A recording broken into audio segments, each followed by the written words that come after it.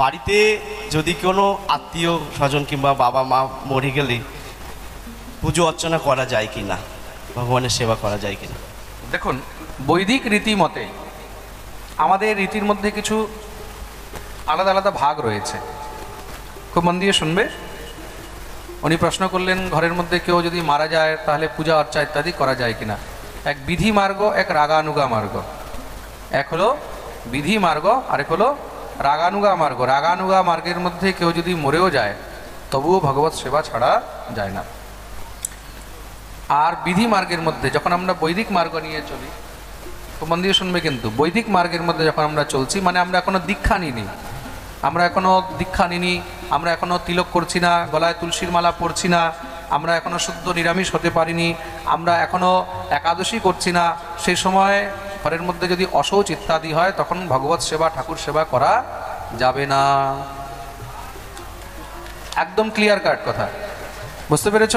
কিন্তু যদি আমরা বৈষ্ণব মন্ত্রে দীক্ষিত আছি, একাদশী করছি, নিরামিষ আহার করছি, ঠাকুরের ভোগ ছাড়া আমরা এক কণিকাও গ্রহণ করি না, নিত্য সেবা করছি ঠাকুরের, তখন যদি ঘরে কেউ মারাও যায় আর আপনার কাছে যদি সেবার জন্য উপযুক্ত কোনো পাত্র না থাকে, তখন কি করবেন? ঠাকুরকে কি ফেলে রাখবেন? ফেলা যাবে না। সেই অবস্থাতেও বৈষ্ণব গোবিন্দের সেবা করে যাবে।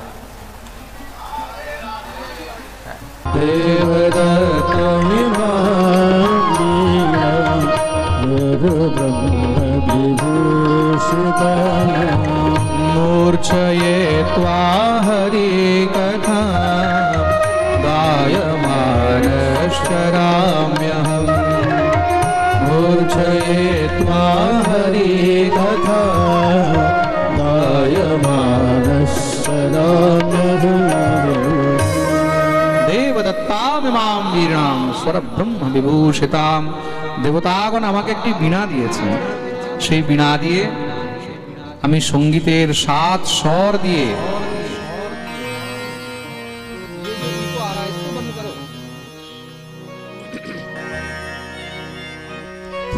আমি তার মধ্যে সঙ্গীতের 7 স্বর দিয়ে নিত্য সেই গোবিন্দের গুণগান করি। মূর্ছয়িত্বা হরিকথাম, আর সেই গোবিন্দের গুণগান গাইতে গাইতে কখনো কখনো মূর্ছিত হয়ে যায়, বেহুশ হয়ে যায়। সঙ্গীতের 7টি স্বর, এই 7 স্বর দিয়ে ভগবানের আরাধনা করা হয়। 7টি স্বর কি কি? সা, রে, গা, মা, পা, ধা আর নি। সা, রে, গা, মা, পা, ধা আর নি।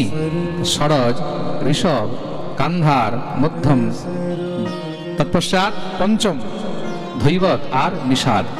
এই 7টি হলো 7 স্বর। খুব মন দিয়ে শুনবে কিন্তু, এই 7 স্বর দ্বারাই কিন্তু ভগবানের আরাধনা করা হয়।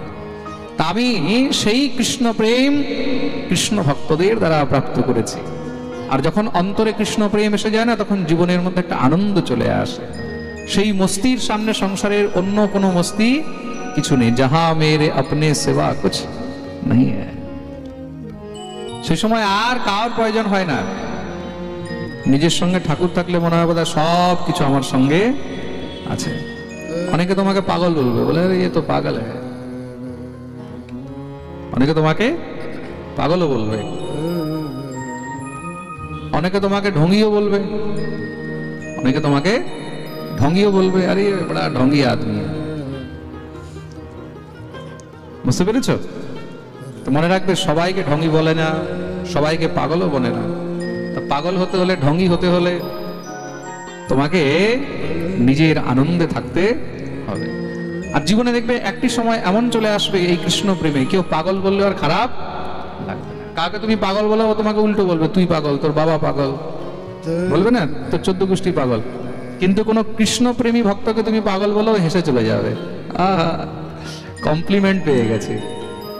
তাই তো, কৃষ্ণ প্রেমী ভক্তকে কেউ যদি পাগল বলে, তখন মনে হবে উপলব্ধি পেলাম, সার্টিফিকেট পেয়ে গেলাম, আমরা সার্টিফিকেট পেয়ে গেলাম। প্রেম সে বলো।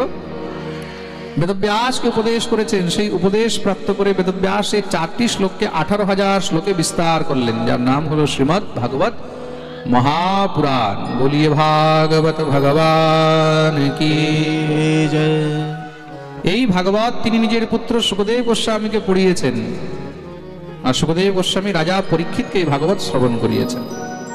এখন প্রশ্ন আসলো, এই রাজা পরীক্ষিত কে ছিলেন, আর রাজা পরীক্ষিতকে ভাগবত শ্রবণ করানোর প্রয়োজন কেন ছিল? তোমরা বাজার বানিয়ে দিয়েছো ওই জায়গাটাকে, এটা পাঠের জায়গা মনে হচ্ছে না, এখন বাজার মনে হচ্ছে। যার মন হচ্ছে সামনে যখন হচ্ছে চলে আসছে, যখন হচ্ছে চলে যাচ্ছে, যখন হচ্ছে কথা বলছে, একদম মানে হাটের মতন করে দিয়েছে, যা ইচ্ছা তাই শুরু করে দিয়েছে। এবার যদি কেউ সামনে আসা যাওয়া করে, কেউ যদি উঠাউঠি করে, আমি কিন্তু একদম চুপ হয়ে যাব। পাঠ একটা আনন্দে হয়, এটার জন্য একটা অন্তর থেকে আনন্দ চাই, এটাকে নষ্ট করে কোনো লাভ নেই। যার সমস্যা আছে পিছনে উঠে চলে যাও, যাও মাঝখানে যার 10-12টার আছে চলে যাও, এখনই চলে যাও, মাঝখানে যেন কাউকে উঠতে না দেখি আমি। সামনে আলাদা করে জায়গা কেন বানানো হয়েছে? যারা একাগ্র হয়ে শুধু পাঠ শুনতে আসবে তারা সামনে বসবে, যাদের সমস্যা আছে পিছনে বসবে, যখন মন হবে আসবে চলে যাবে।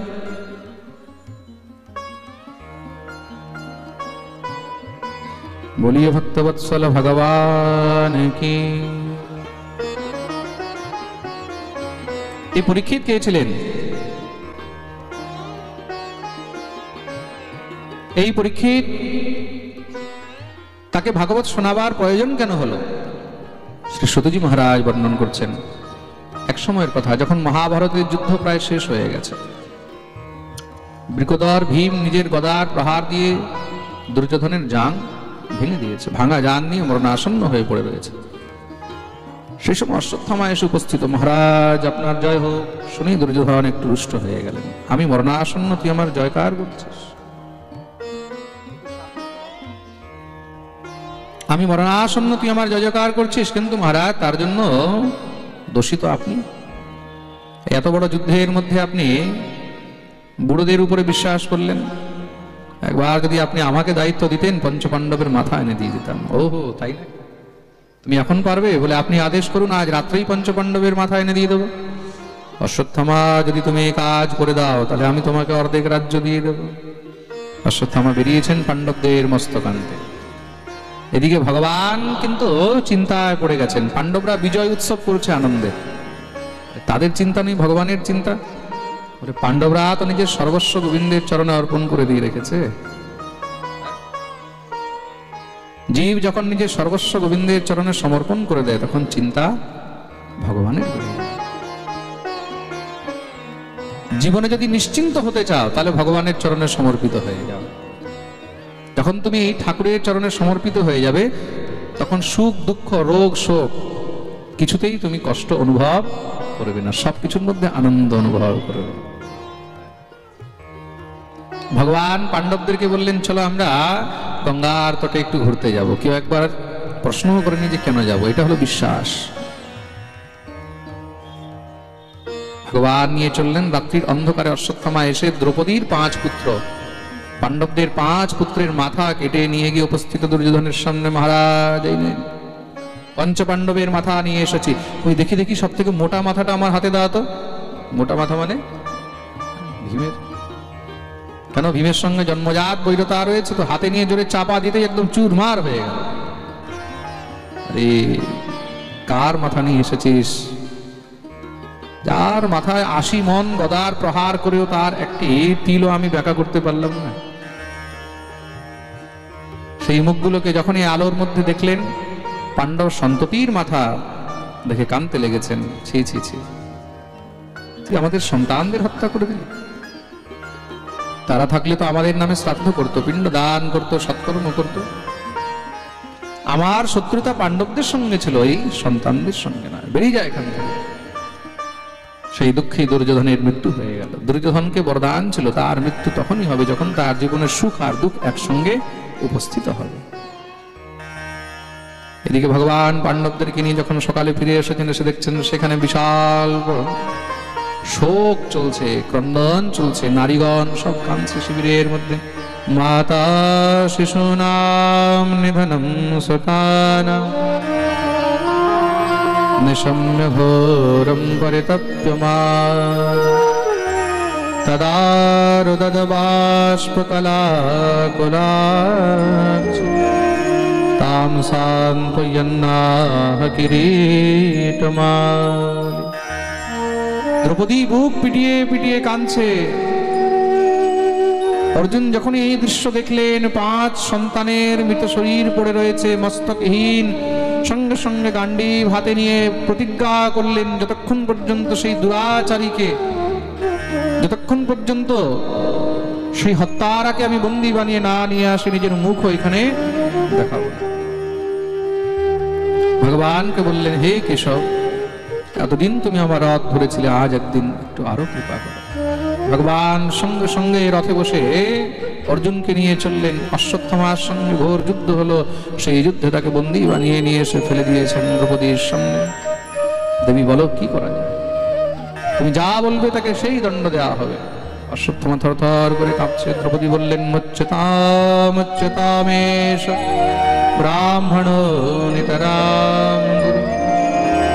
ছেড়ে দেন, তিনি ব্রাহ্মণ, আর তারপরে গুরুপুত্র। শাস্ত্রে বলা রয়েছে ব্রাহ্মণ অবদ্ধ, আর গুরুবৎ গুরুপুত্রেষু, গুরুপুত্রকে গুরুর সমানই সম্মান করা উচিত। তার মা ভগবতী কৃপি আগেই নিজের স্বামীকে হারিয়েছে, এখন যদি পুত্রকেও হারায় সে তো দিশাহারা হয়ে যাবে।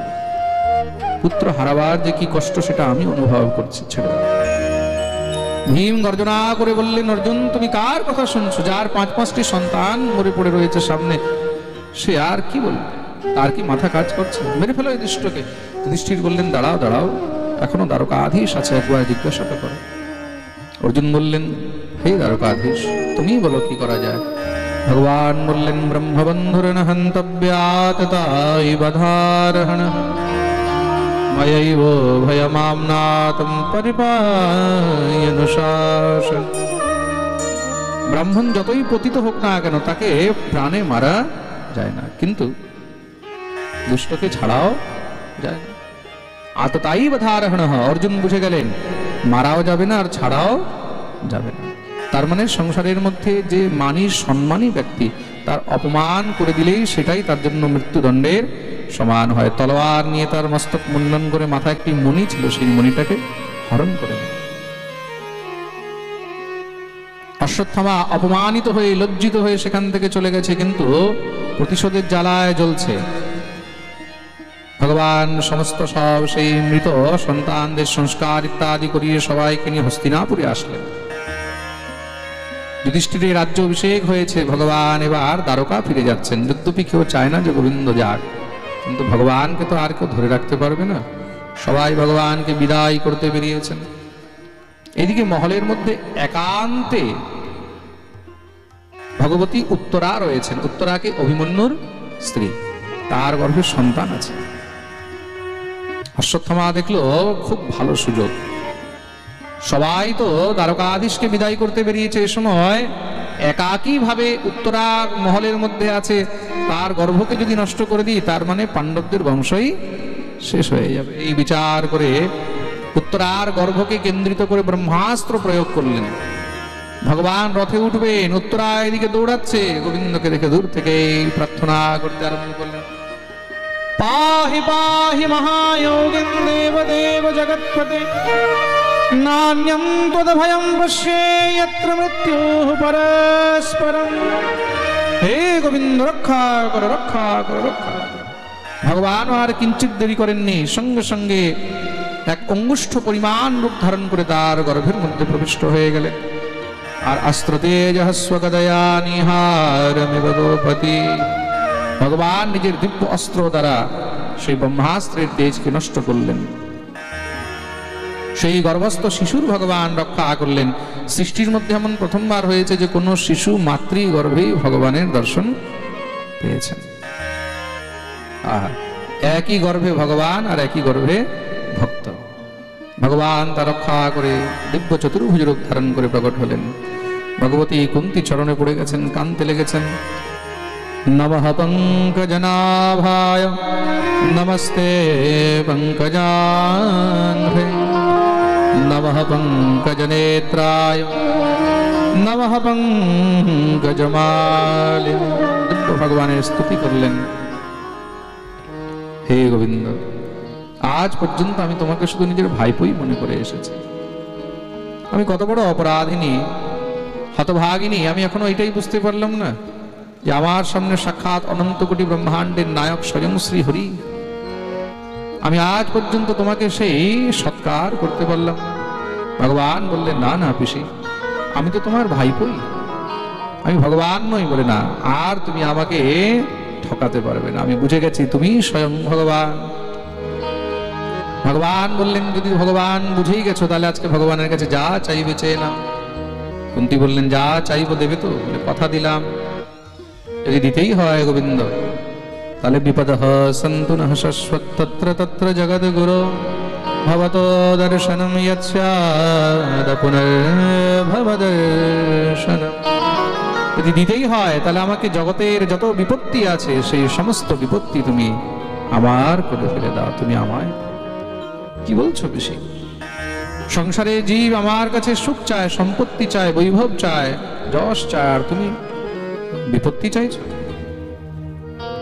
গোবিন্দ, জীবনে যদি বিপত্তি না হতো না তাহলে তোমার কথা আর মনে পড়তো না। বিপত্তি না হলে জীবনে মানুষকে চেনা যায়। খুব মন দিয়ে শুনবে, মানুষ যদি চিনতে হয় না, তাহলে মনে রাখবে বিপত্তির সময় কিন্তু চেনা যায়।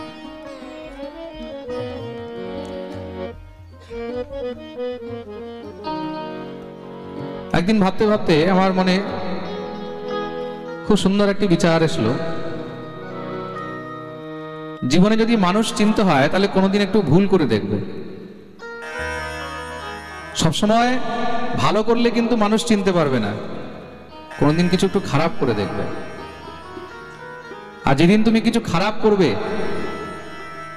সেদিন কে তোমার আপন, কে তোমার পর, কে তোমার শুভচিন্তক, কে তোমার শত্রু, সব বেরিয়ে চলে আসে। প্রেম সে বলো, নদীতে জল থাকলে, পুকুরে জল থাকলে তার ভিতরে কি কি আছে এগুলো বোঝা যায় না, তা কখনো কখনো জল বের করে নিতে হয়, তাহলে তার মধ্যে কি আছে, কে আছে और কেমন আছে এগুলো সব বোঝা যায়। प्रेम से बोलो। तो जीवन में हमेशा अच्छा ही नहीं करो, कभी कभी थोड़ा खराब भी कर दिया करो। কখনো কখনো কিছু ভুলও করে দেবে, ভুল করলে তখন গিয়ে আসল চেহারাগুলো চেনা যায়। জীবনে যদি বিপত্তি না আসে তাহলে তুমি বাস্তবিক জীবনের অর্থ বুঝতে পারো। বিপত্তি কিন্তু মানুষকে তৈরি করে, বিপত্তি থেকেই সম্পত্তি রক্ষা হয়। প্রেম সে বলো। ভগবতী কুন্তী বলছেন, বিপদো নৈব বিপদঃ সম্পদো নৈব সম্পদঃ বিপদ বিস্মরণম বিষ্ণু সম্পদ নারায়ণ স্মৃতি। বিপদো নৈব বিপদঃ, সেই বিপত্তি বিপত্তি নয় যেই বিপত্তির মধ্যে তোমার কথা মনে থাকে। আসল বিপত্তি তো সেটা যখন আমরা তোমাকে ভুলে যাই। সেই সম্পত্তি নয় এখানে আমরা তোমাকে ভুলে যাচ্ছি। আসল বিপত্তি তো সেটা যেখানে আমরা তোমাকে ভুলে যাই, আসল সম্পত্তি সেটা যেখানে আমরা তোমাকে মনে রাখতে। তার জন্য কুন্তী এখানে দুঃখ চেয়েছে। কমল নয়ন তুমি আর তাহারি, হে দুঃখ ভঞ্জন বাকে বিহারি। কমল নয়ন তুমি আর তাহারি, হে দুঃখ ভঞ্জন বাকে বিহারি। কমল নয়ন তুমি আর তাহারি, হে দুঃখ ভঞ্জন বাকে বিহারি। কমল নয়ন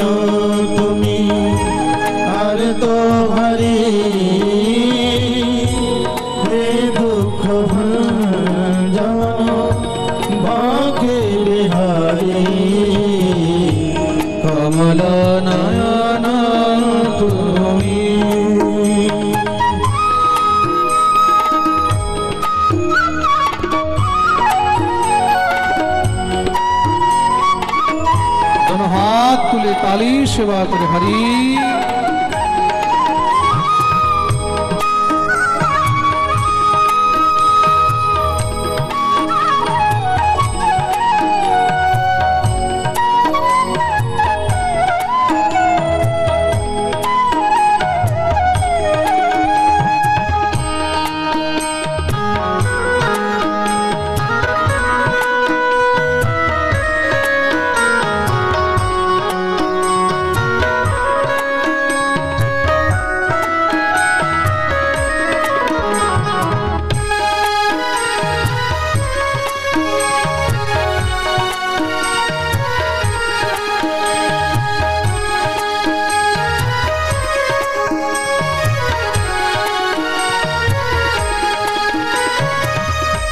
তোমার চরণ ছাড়ি যাব যে কোথায়, তোমার চরণ ছাড়ি যাব যে কোথায়, তোমার চরণ ছাড়ি যাব যে কোথায়, তোমার চরণ ছাড়ি যাব যে আশ্রয় দিয়ে পদ রেখো যে মাথা, আশ্রয় দিয়ে পদ রেখো যে মাথা,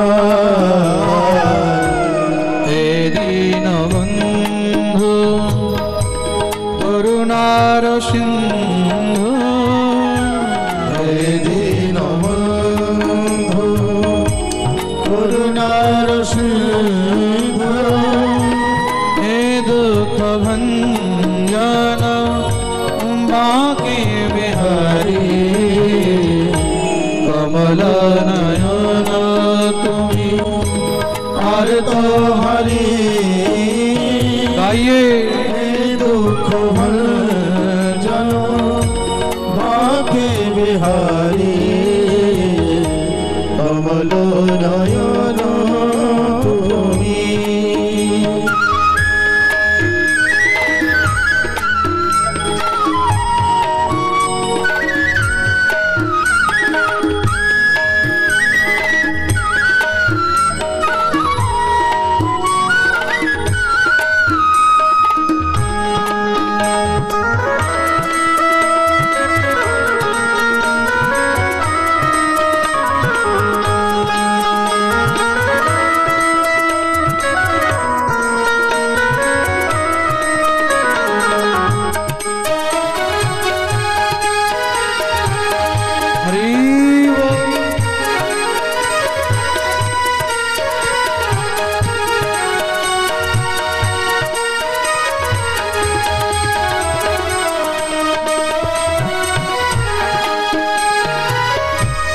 লক্ষ 84 জনমে ঘুরেছি, লক্ষ 84 জনমে ঘুরেছি, লক্ষ 84 জনমে ঘুরেছি, লক্ষ 84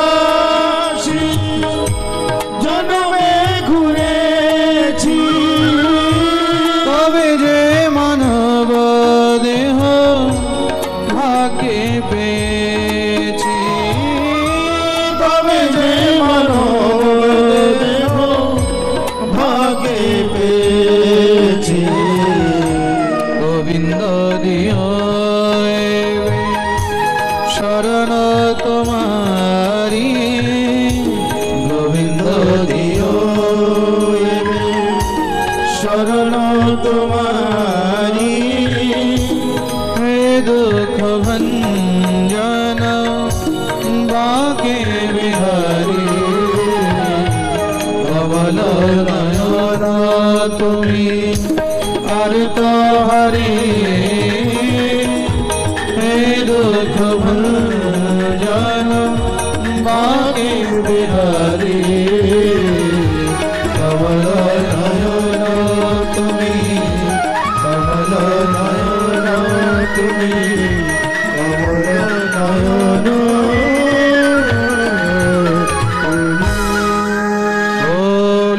भक्तवत्सल भगवान की जय।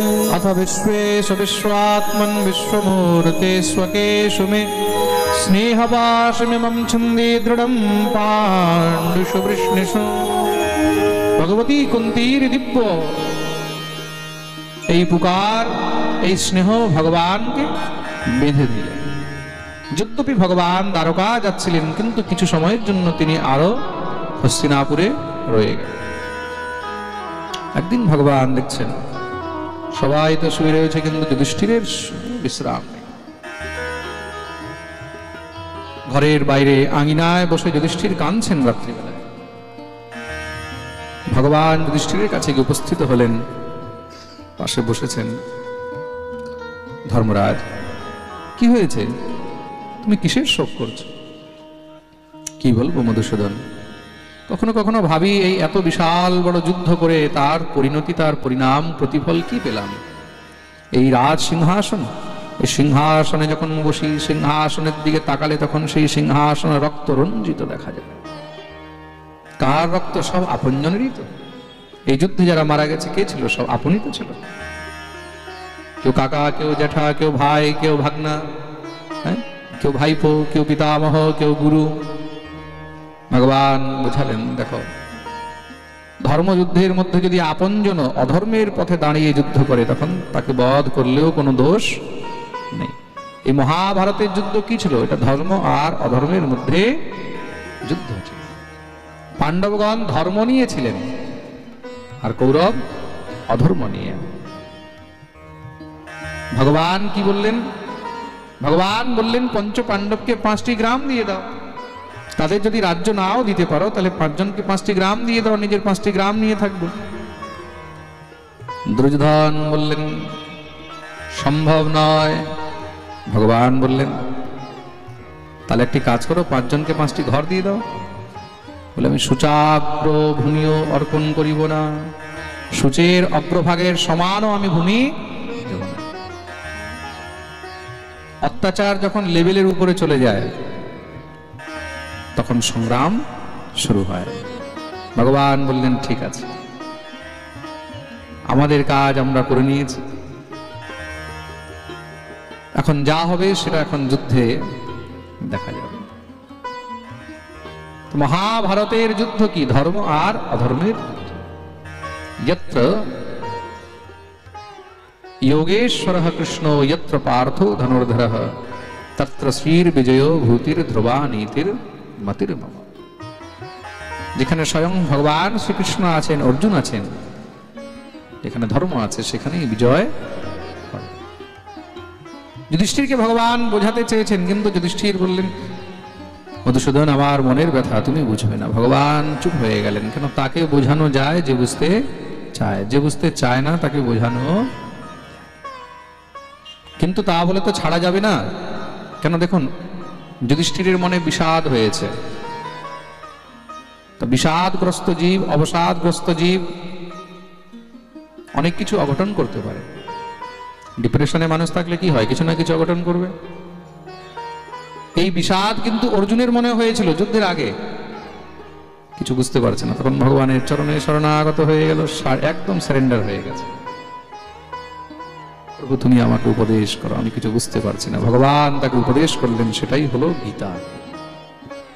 ভগবান যুধিষ্ঠিরকে উপদেশ আর করলেন না। কেন? সে বুঝতে চায়নি। বক্তার কাছে শ্রোতা তখনই কিছু পাবে যখন বক্তার প্রতি তার অন্তরে শ্রদ্ধা জাগ্রত হবে, বক্তাকে যখন সে গুরু রূপে মানবে। ভগবান দেখলেন এখন রাজা হয়েছে, তা রাজার মনের মধ্যে যদি বিষাদ থাকে তাহলে তো রাজ্য নষ্ট হয়ে যাবে। তাহলে বলে, একজনই আছে যে বুঝাতে পারবে। কে? কুরুক্ষেত্রের রণপ্রাঙ্গণে সরসজ্জার উপরে পড়ে রয়েছেন পিতামহ ভীষ্ম। পিতামহ ভীষ্ম সরসজ্জার উপরে পড়ে রয়েছেন। সেই ভীষ্ম যাকে ইচ্ছা মৃত্যুর বরদান রয়েছে, ভীষ্ম যদি চান তাহলে আজকেই দেহত্যাগ করতে পারেন, এক্ষুনি দেহত্যাগ করতে পারেন, তবুও তিনি সরসজ্জার উপরে পড়ে রয়েছে। কেন? তার উদ্দেশ্য কি? বলে, একটি উদ্দেশ্য, পিতামহ ভীষ্ম অন্তিম সময়ে দ্বারকাধীশ শ্রীকৃষ্ণকে দর্শন করে নিজের দেহত্যাগ করতে চান। আর ভক্তের ভাবনা ভগবান পূর্ণ না করলে আর কে করবে? তো ভগবান কি করেছেন, সবাইকে নিয়ে বেরিয়ে গেলেন কুরুক্ষেত্রে। এইদিকে সূর্য মকর রাশিতে প্রবিষ্ট হয়েছে, মকর সংক্রান্তি আরম্ভ হলো, উত্তরায়ণ শুরু হয়েছে। ভগবান গিয়ে উপস্থিত হলেন, এক এক করে পাণ্ডবগণ সব বন্ধন করলেন।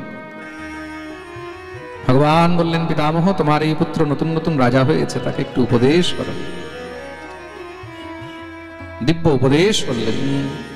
দান ধর্মান রাজ ধর্মান মোক্ষ ধর্মান বিভাগশঃ স্ত্রী ধর্মান ভগবদ ধর্মান সমাসভ্যাসয়োগতঃ। দান ধর্ম, রাজ ধর্ম, মুক্তির ধর্ম, স্ত্রী ধর্ম, ভগবত ধর্ম ইত্যাদি উপদেশ করলেন। ভগবান ভীষ্মকে বললেন, তোমার কোনো অন্তিম ইচ্ছা আছে? ভীষ্ম বললেন, প্রভু আমার একটি অন্তিম ইচ্ছা। কি? ললিত গতি বিলাস বল গুহাস প্রণয় নিরীক্ষণ কল্পিতো রুমানঃ কৃতমনুকৃতবত্য উন্মদান্ধ প্রকৃতিমগন গিলয়স্য গোপবদ্ধ। আমার একটি অন্তিম ইচ্ছা। কি? আমি তোমার সেই বৃন্দাবন বিহারী রূপ, সেই বংশীধারী রূপ দর্শন করতে চাই, যে রূপ ধারণ করে তুমি সমস্ত সব গোপীদের মনকে মোহন করেছিলে। আহা, সেই রাসেশ্বর রসিক শেখর রূপ দর্শন করতে চাই। এই শঙ্খ চক্র গদা পদ্ম, এই চতুর্ভুজ, এই ঐশ্বর্য রূপ দর্শন করে অন্তরে প্রেম আসে না। আমি তোমার সেই কৃষ্ণের ব্রজেন্দ্র নন্দন রূপ দর্শন করতে চাই।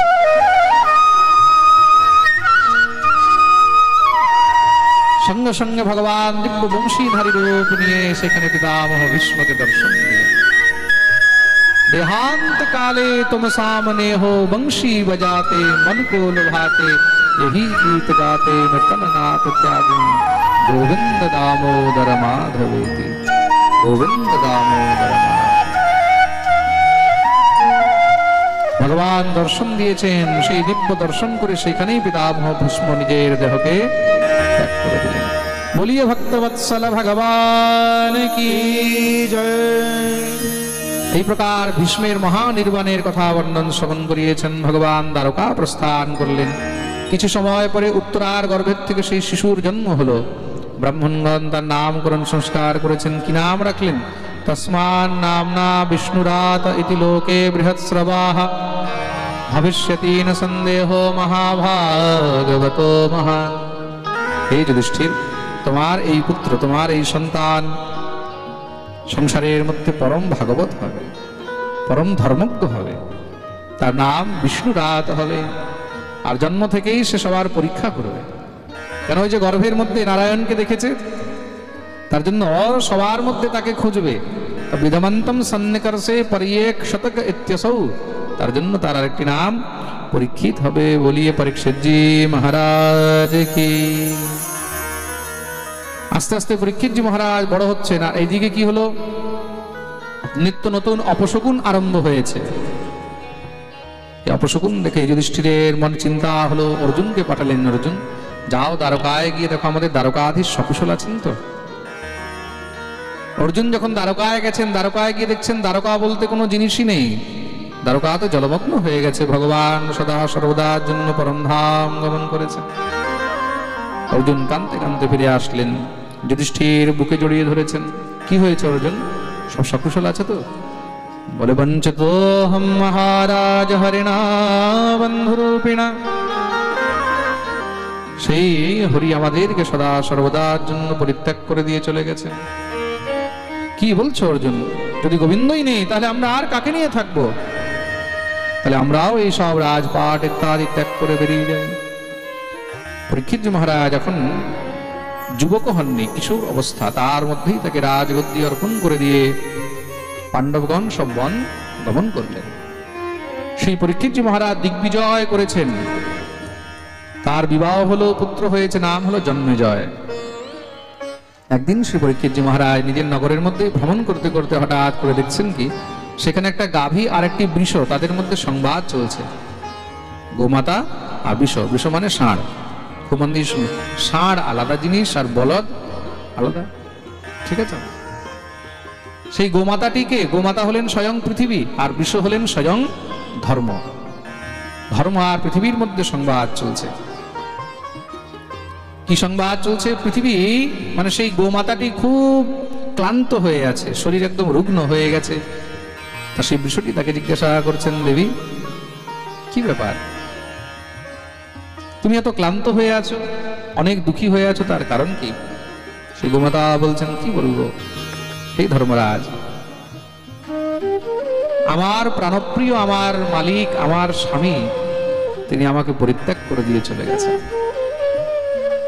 ওহো, তোমার স্বামী, তোমার প্রাণপ্রিয়, তোমার পতি কে? বলে তিনি হলেন স্বয়ং ভগবান শ্রীহরি। তিনি হলেন ভূপতি।